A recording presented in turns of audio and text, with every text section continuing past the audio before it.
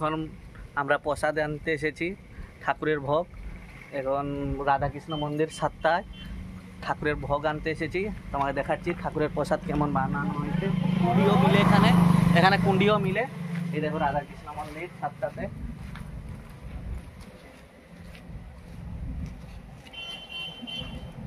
এই দেখো রাধাকৃষ্ণ মন্দির ভালো।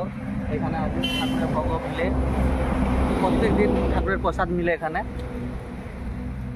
রাধাকৃষ্ণ এই দেখো, আসুন ভিতরে আসুন।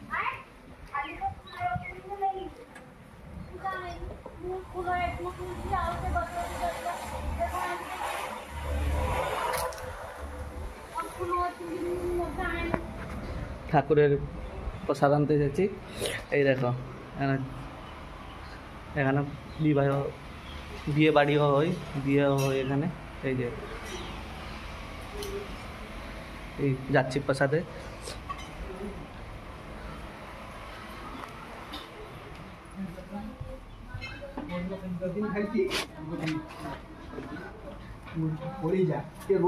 হয়ে গেছে,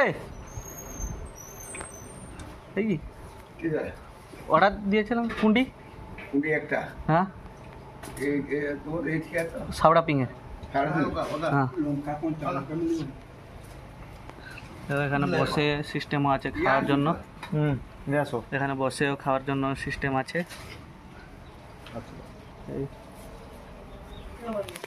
এখানে বসেও খাওয়া যায়।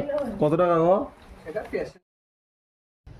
ঠাকুরের ভোগ কুন্ডি এনেছিলাম, এখন কুন্ডি খুলছি দেখি কি আছে ঠাকুরের ভোগে। কুন্ডিটা খুলো দাদা।